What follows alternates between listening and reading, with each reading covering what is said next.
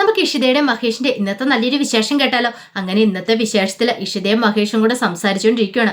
അങ്ങനെ സംസാരിച്ചുകൊണ്ടിരിക്കുന്ന സമയത്താണ് ചിപ്പിമോൾ ആ ചോദ്യം ചോദിക്കുന്നത്. അല്ല ഡാഡി, ഞാൻ ഒരു കാര്യം ചോദിച്ചിട്ടെ, ഈ കൈലാസംകുള് ശരിക്കും സ്വാമിയാണോ എന്ന് ചോദിക്കുകയാണ്. ഇത് കേട്ട് കഴിഞ്ഞപ്പം ഒരു നിമിഷം ആലോചിച്ചിട്ട് മഹേഷിച്ചു, അതെന്താ മോളെ അങ്ങനെ ചോദിച്ചേ? അല്ല, കൈലാസംകുളിന് മുന്നിൽ ദൈവം പ്രത്യക്ഷപ്പെട്ടെന്നൊക്കെ പറയുന്നിട്ടല്ലോ, ആര് പറഞ്ഞു? അതെ, ഇവിടെ അപ്പായും പിന്നെ അത് മാത്രമല്ല അച്ചമ്മയൊക്കെ പറഞ്ഞാന്ന് പറയണ. ഇത് കേട്ട് കഴിഞ്ഞപ്പോൾ ഇഷിത പറഞ്ഞു, മോളാന്ന് വിശ്വസിക്കണ്ട കേട്ടോ, അത് കള്ളസ്വാമിയാന്ന് പറയണ. ഇത് കേട്ടപ്പം മഹേഷ് പറഞ്ഞു, അല്ല മോളോട് എന്തിനാ ഇങ്ങനെയൊക്കെ പറയണമെന്ന് ചോദിക്കുകയാണ്. അത് പിന്നെ അങ്ങനെ പറയാതിരിക്കും, പറയേണ്ട കാര്യങ്ങൾ പറഞ്ഞു കൊടുക്കണം, അല്ലെങ്കിൽ മോളുടെ മനസ്സിൽ അങ്ങനെ ഒരു രൂപം കയറി വരും. എന്തോ വലിയ അത് ശക്തികളും കാര്യങ്ങളും ഒക്കെ ഉണ്ട് കൈലാസിന് എന്നൊരു ചിന്ത മോളുടെ മനസ്സിലേക്ക് വരില്ലേന്ന് ചോദിക്കുക. വെറുതെ എന്തിനാ നമ്മൾ മോളെ പറ്റിക്കണമെന്ന് ചോദിക്കുക. നമുക്കറിയാലോ അയാളുടെ ഒറിജിനലുള്ള രൂപം നമുക്കറിയാലോ എന്ന് പറയണം. പിന്നീട് പറഞ്ഞു, മോള് ഒന്നും കേട്ട് വിശ്വസിക്കണ്ട കേട്ടോ, അതെ അച്ഛമ്മേ മോളുടെ അപ്പയൊക്കെ പറയുന്നത് വെറുതെ കേട്ടോ, അതൊന്നും വിശ്വസിക്കേണ്ടെന്ന് പറയണം. അങ്ങനെ ചിപ്പിമോളെ കാര്യങ്ങളൊക്കെ പറഞ്ഞ് മനസ്സിലാക്കുവാണ്. ഈ സമയത്ത് സുമിത്രയുടെ മുറിയിലേക്ക് അനുഗ്രഹം കയറി വന്നു. എന്നിട്ട് പറഞ്ഞു, അയാള് ആ കള്ള കൈലാസ സ്വാമികള് എന്നാലും കൊള്ളാട്ടോ, എത്ര പെട്ടെന്ന് അയാൾക്കൊരു മാറ്റം ഉണ്ടായതല്ലേന്ന് ചോദിക്കുകയാണ്. അത് ശരിയാ, അയാൾ 1-2 വട്ടം അവിടെ ഇട്ട് ഇഷിതേച്ചിനെ നശിപ്പിക്കാനായിട്ട് ശ്രമിച്ചേ, എന്നിട്ട് അയാളിപ്പോൾ കള്ളവേഷം കെട്ടി കയറി വന്നിരിക്കുകയെന്ന് പറയണം. ഓ, അയാൾക്കിട്ടൊക്കെ നല്ല പണി കൊടുക്കേണ്ട സമയം കഴിഞ്ഞു, അയാളെ പണ്ടേ അവിടെ നടിച്ചിറക്കണ്ടായിരുന്നു പറയണം. സുമിത്ര പറഞ്ഞു, എന്ത് ചെയ്യാൻ പറ്റും, അവിടെ വേറെ ആളും കൂടെ ഉണ്ടല്ലോ മഞ്ജുമേച്ചി, അത് മാത്രമല്ല അവിടെ തീരുമാനങ്ങളൊക്കെ എടുക്കുന്ന ഈ പറയുന്ന സ്വപ്നവല്ലി അവരൊക്കെ ചേർന്നിട്ടല്ലേന്ന് ചോദിക്കുകയാണ്. അനുഗ്രഹം പറഞ്ഞു, ദേ ഞാനെങ്ങാനും ആയിരിക്കണം, അങ്ങനെയാണെങ്കിൽ ഉറപ്പായിട്ടും അയാൾക്കൊട്ടൊരു പണി കൊടുത്തണം, അയാൾ എന്തോ ദുഷ്ടനാന്ന് നോക്കിയേ, എന്നിട്ടല്ലേ അയാൾ പുതിയ തന്ത്രമായിട്ട് ഇറങ്ങിയിരിക്കണമെന്ന് ചോദിക്കണം. അത് ശരിയാ, പെട്ടെന്നൊന്നും അയാളെ അങ്ങനെ നമുക്ക് തോൽപ്പിക്കാൻ സാധിക്കില്ല, കാരണം അയാളുടെ പിന്നിൽ ഏതോ ശക്തമായ കരങ്ങളുണ്ടെന്ന് വേണം കരുതാനായിട്ട്, അല്ലെങ്കിൽ അയാൾ ഇത്ര വലിയ തന്ത്രം ഇറക്കിക്കൊണ്ട് ഒരു കാരണവശാൽ ആ വീട്ടിലേക്ക് വന്ന് കയറത്തില്ലോ എന്നൊക്കെ പറയണം. ആ സമയത്ത് സുമിത്രയുടെ ഫോൺ ബെല്ലടിച്ചു നോക്കി. ഇപ്പോൾ വിനോദ. സുമിത്ര കോൾ അറ്റൻഡ് ചെയ്തില്ല. ഈ സമയത്ത് പെട്ടെന്ന് തന്നെ അനുഗ്രഹിച്ചു, അല്ലേ എന്ത് പറ്റി, കോൾ എടുക്കാത്ത എന്താന്ന് ചോദിക്കുകയാണ്. അത് ആവശ്യമില്ലാത്ത കോളാന്ന് പറയാം, ചിലപ്പോൾ വിളിച്ച് സംസാരിക്കാൻ തുടങ്ങിയിട്ട് നിർത്തരാന്ന് പറയണം, എന്നാലും എന്തെങ്കിലും അത്യാവശ്യമാണെന്ന് അറിയത്തില്ല, കോൾ എടുക്കാൻ പറയണം. അതൊന്നും കുഴപ്പമില്ലാന്ന് പറയണം. വീണ്ടും വിനോദ് വിളിക്കുകയാണ്. സുമിത്ര കോൾ അറ്റൻഡ് ചെയ്തില്ല. ഈ സമയത്ത് അനുഗ്രഹം പറഞ്ഞു, ഇത് നിന്റെ മൂഡ് ശരിയില്ലാന്ന് തോന്നുന്നു, ഞാൻ പിന്നെ വരാമെന്നും പറഞ്ഞ് മുറിയിൽ നിന്ന് അങ്ങോട്ട് ഇറങ്ങി പോവാണ്. ഈ സമയം സുമിത്രയ്ക്ക് ആ ടെൻഷനായിപ്പോയി. സുമിത്ര പറഞ്ഞു, വേണ്ട, ഇനിയിപ്പോൾ ഈ കോൾ ഒരിക്കലും എടുക്കാൻ പാടില്ല, വെറുതെ എന്തിനാ അനുഗ്രഹയുടെ ജീവിതം കൂടെ താൻ നശിപ്പിക്കുന്നത്, അതിൻ്റെ ആവശ്യമൊന്നുമില്ല എന്നൊക്കെ ഇങ്ങനെ മനസ്സിൽ ചിന്തിക്കുകയാണ്. ആ സമയം അതേ ടെൻഷനോട് കൂടിയിട്ടാണ് വിനോദ് വരുന്നത്. വിനോദിന് മനസ്സിലാണെങ്കിൽ വല്ലാത്ത ടെൻഷൻ. താൻ വിളിച്ചിട്ട് സൂചി കോൾ എടുത്തില്ല, തന്നോടുള്ള ദേഷ്യമായിരിക്കും ഇപ്പോഴും. പാവം, താൻ അവളോട് അങ്ങനെയുള്ള കാര്യങ്ങളല്ലേ ചെയ്തേ, തനിക്ക് എന്ത് ചെയ്യാൻ പറ്റും, ഇപ്പോഴും തൻ്റെ മനസ്സിൽ അവൾ തന്നെയാണ്. അതിപ്പോൾ താൻ അവളെ എങ്ങനെ പറഞ്ഞ് ബോധ്യപ്പെടുത്തും, പക്ഷേ എന്ത് ചെയ്യണമെന്ന് അറിയത്തില്ല. ഏട്ടൻ പറഞ്ഞ അനുഗ്രഹനെ വിവാഹം കഴിക്കണമെന്നാ. ചെറുത്താനും കടലിൽ നടുക്കുവിട്ടൊരവസ്ഥയിലായി പോയി വിനോദ്. എന്ത് ചെയ്യണമെന്ന് അറിയത്തില്ലാത്തൊരവസ്ഥയിൽ വിനോദ് നിൽക്കുകയാണ്. ആ സമയത്ത് കൈലാസ് ആകാശനെ കാണാനായിട്ട് ചെല്ലുന്നത്. അങ്ങനെ ആകാശനെ കണ്ടു കഴിഞ്ഞപ്പോഴത്തേനും ആവശ്യത്തിന് മദ്യവും അങ്ങനെ മീറ്റും എല്ലാം കിട്ടുവാണ്. കാരണം വീട്ടിലാണ് ഫ്രൂട്ട്സും പച്ചവെള്ളം മാത്രമേ ഉണ്ടായിരുന്നുള്ളൂ. അതൊക്കെ ആക്രാന്തത്തോടു കൂടി വാരി വലിച്ച് കഴിക്കുകയാണ്. ഇപ്പോഴൊരു സമാധാനമായെന്ന് പറയണം. ഈ സമയത്ത് ആകാശ് പറഞ്ഞു, അല്ല വീട്ടിലെങ്ങനെ അഡ്ജസ്റ്റ് ചെയ്യുമെന്ന് ചോദിക്കോ. അതൊന്നും പറയണ്ട, ഇങ്ങനെ പുറത്തിറങ്ങുന്നതുകൊണ്ടാ ഇത്തിരി സമാധാനം എന്ന് പറയണം, അല്ലെങ്കിൽ തന്നെ വീട്ടിൽ നിന്ന് എന്ത് പറഞ്ഞ് ഇറങ്ങിയെന്നറിയോ, ഒരു പൂജ ഉണ്ടെന്ന് പറഞ്ഞിട്ടാന്ന് പറയണം. പൂജ ഉണ്ടെന്നോ? അതെ, രാവിലെ കൈലാസാണെങ്കിൽ പൂജാമുറി കയറി പൂജ ചെയ്യുന്നു പറഞ്ഞുകൊണ്ട് ഇങ്ങനെ ഭയങ്കര പൂജയത്തെ പരിപാടിയായിരുന്നു. അപ്പോഴേക്ക് സ്വപ്നവല്ലി മഞ്ജിമ അങ്ങോട്ടേക്ക് വന്നു. പിന്നീട് അവർക്ക് അങ്ങനെ പ്രസാദമൊക്കെ തൊട്ട് കൊടുത്തിട്ട് പറഞ്ഞു, അതെ എനിക്കിന്നൊരു പൂജ ഉണ്ടെന്ന് പറയണം. പൂജ എന്ത് പൂജയെന്ന് ചോദിച്ചു. അത് പിന്നെ അത്യാവശ്യമായിട്ട് പുറത്തൊരു പൂജ ചെയ്ത് കൊടുക്കണം എന്ന് പറയാം. അതിന് കൈലാസേണ്ട പൂജയൊക്കെ ചെയ്യാൻ അറിയാമെന്ന് ചോദിക്കുക. അതെന്താ? അല്ല കൈലാസേണ്ണൻ ഇപ്പോഴല്ലേ സ്വാമിയായത്. അതൊക്കെ എനിക്കറിയാം, കാര്യങ്ങളൊക്കെ എനിക്ക് അറിയാമെന്ന് പറയണേ. എന്നാലും എനിക്കതും കൂടെ വിശ്വസിക്കാൻ പറ്റുന്നില്ല കേട്ടോ. അതിന് കുറേ മന്ത്രങ്ങളും തന്ത്രങ്ങളൊക്കെ പഠിക്കേണ്ടതെന്ന് ചോദിക്കാം. അത്യാവശ്യം തന്ത്രങ്ങളും മന്ത്രങ്ങളൊക്കെ എനിക്കറിയാമെന്ന് പറയണേ. എന്നാൽ അവരൊക്കെ എങ്ങനെ അറിഞ്ഞു കൈലാസേണ്ണൻ ഈ സിദ്ധി കിട്ടി വരും? സിദ്ധി ഒരാൾക്ക് കിട്ടിയിട്ടുണ്ടെങ്കിൽ ആൾക്കാർ അവിടുന്ന് ഇവിടുന്നൊക്കെ കേട്ടറിഞ്ഞ് വരുമല്ലോ. അതുകൊണ്ട് ആ കാര്യം ഓർത്തിട്ട് നീ ടെൻഷൻ അടിക്കേണ്ട മഞ്ജുമേ, ഞാൻ പോയിട്ട് വരാമെന്ന് പറഞ്ഞുകൊണ്ടാണ് കൈലാസ് വരുന്നത്. കൈലാസ് ഈ കാര്യങ്ങളൊക്കെ ആകാശിനോട് പറയണം. ആകാശ് പറഞ്ഞ് നിന്റെ ബുദ്ധി സമ്മതിച്ചു തന്നിരിക്കുന്നു പറയണം. പിന്നെ ഒരു കാര്യമുണ്ട്, നീ എനിക്ക് തന്നെ വാക്കുണ്ട്, ആ വാക്ക് മാറ്റില്ലെന്ന് പറയണം.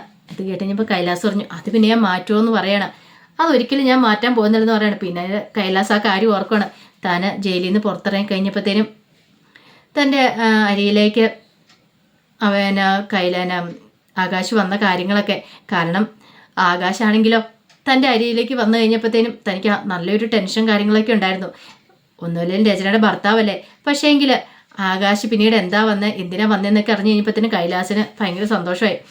കൈലാസിനോട് ആകാശ് പറഞ്ഞു, എനിക്കൊരു കാര്യം മാത്രമേ വേണ്ടതുള്ളൂ, അറിയാലോ. ആ കേരള ചാപ്റ്റർ ഒരു കാരണവശാലും അത് മഹേഷിൻ്റെ കയ്യിൽ ആവരുത്, അതെനിക്ക് തന്നെ കിട്ടണം. അതിന് വേണ്ടിയിട്ടാണ് നിന്നെ ഞാനിപ്പോൾ വിലക്കെടുത്തിരിക്കുന്നത്. ഞാൻ പറയുന്ന പോലെയൊക്കെ അനുസരിക്കുവാണെങ്കിൽ കുഴപ്പമില്ല. അങ്ങനെയാണെങ്കിൽ നിനക്ക് എൻ്റെ കൂടെ നല്ല രാജകീയമായിട്ട് ജീവിക്കാം. അല്ലാതെ വന്നിട്ടുണ്ടെങ്കിൽ എന്നെ ചതിക്കാനാ ഭാവമെങ്കിൽ നിന്നെ ഞാൻ വെറുതെ വിടത്തില്ല.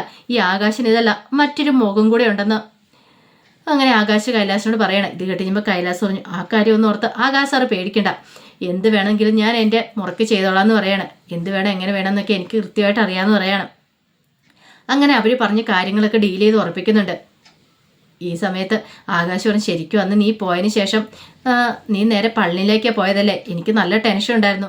ഇനിയിപ്പോൾ കായലിലെങ്ങനെ നിൻ്റെ മൃതദേഹം പൊങ്ങിയെന്ന് പറഞ്ഞുകൊണ്ട് ഇവിടെ വലിയ പൊല്ലാപ്പുകളൊക്കെ നടക്കുന്ന സമയത്ത് ഈ സമയം കൈലാസ് പറഞ്ഞു, ഞാൻ പളനിക്ക് പോയില്ലായിരുന്നെങ്കിൽ എൻ്റെ അമ്മായച്ചനെ കയ്യിലെടുക്കാൻ പറ്റില്ലായിരുന്നു. എൻ്റെ അമ്മായച്ചനെ അവിടെ കാണുമെന്നുള്ള ഉറപ്പുള്ളതുകൊണ്ടാണ് ഞാൻ അങ്ങോട്ടേക്ക് പോയത്.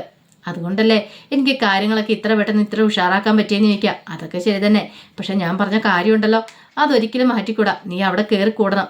കയറി കൂടിയിട്ട് അവരുടെ എല്ലാ മനസ്സ് കയറി കൂടിയിട്ട് വേണം ഞാൻ പറയുന്ന പോലെയൊക്കെ കാര്യങ്ങൾ നിൽക്കാമെന്ന് പറയണം.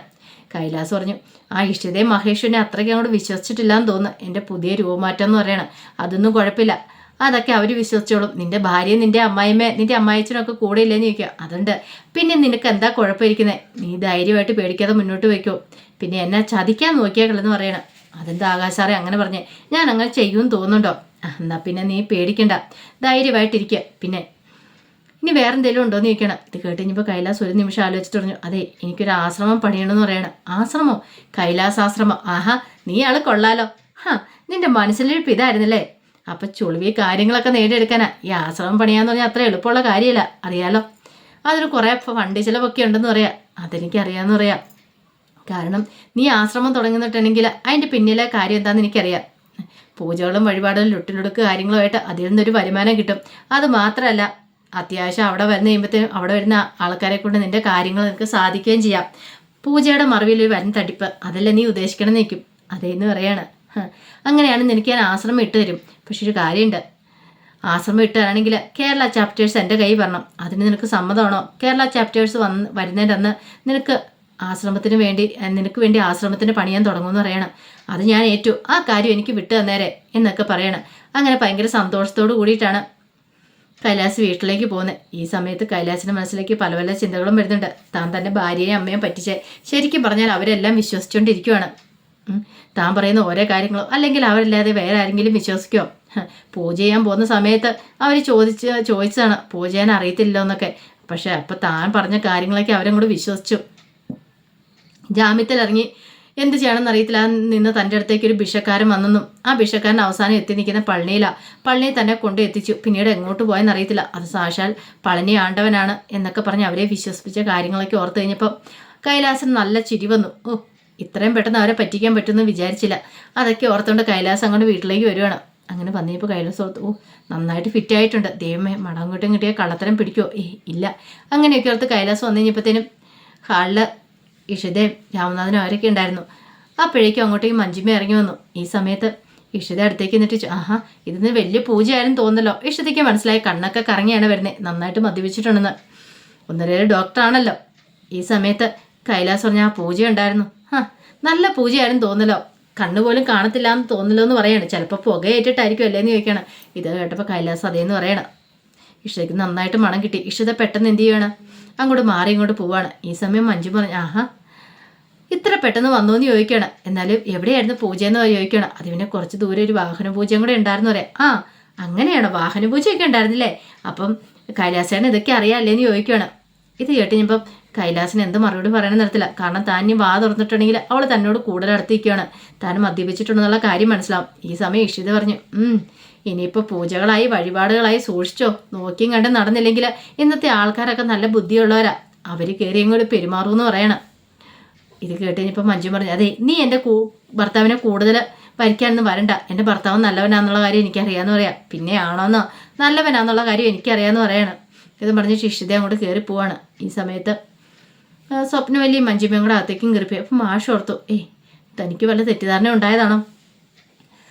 ഇവൻ ഇത്ര പെട്ടെന്ന് പൂജകളൊക്കെ ചെയ്യാൻ പോകുന്നു. പിന്നീട് മഹേഷിൻ്റെ അടുത്ത് എന്നിട്ട് പറഞ്ഞു, മഹേഷേ നീ പൂജകളൊക്കെ മഹേഷിനല്ല കൈലാസിൻ്റെ അടുത്ത് എന്നിട്ട് പറഞ്ഞു, കൈലാസേ നീ പൂജകളൊന്നും ചെയ്യാൻ പോകണ്ട, അറിയാലോ നീ പൂജകളൊന്നും ചെയ്യാറായില്ല, നീ ഒരു ദിവസം ക്ഷേത്രത്തിൽ ഇരുന്ന് നിർത്തുണ്ട്, നീ പൂജകൾ ചെയ്യാനൊന്നും പ്രാപ്തനല്ലെന്ന് പറയണം.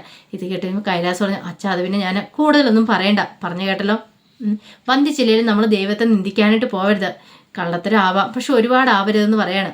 പിന്നീട് കൈലാസം അങ്ങോട്ട് പോയി കഴിഞ്ഞപ്പോൾ മാഷ് ആലോചിക്കുകയാണ്, ഇവൻ്റെ ഉള്ളിൽ എന്തെങ്കിലും കള്ളത്തരം ഉണ്ടോ, ഇനി ഇവന് പൂജ വഴിപാടെന്നൊക്കെ പറഞ്ഞ് നടക്കുന്ന വെറുതെയാണോ, ആരുടെയും കണ്ണിൽ പൊടിയിടാനാണോ എന്നൊരു ചിന്ത മനസ്സിലേക്ക് വരുവാണ്. അപ്പോൾ അതിൻ്റെ വിശേഷങ്ങളൊക്കെ നമ്മൾ ഇന്ന് കാണുന്നത്. ഇതിൻ്റെ ബാക്കി വിശേഷങ്ങളുമായിട്ട് വൈകുന്നേരത്തെ പ്രൊമോയിൽ വരാട്ടോ. ഒരിക്കൽ കൂടി എല്ലാവർക്കും ശുഭദിനം നേർന്നുകൊണ്ട് നിർത്തുന്നു. നന്ദി.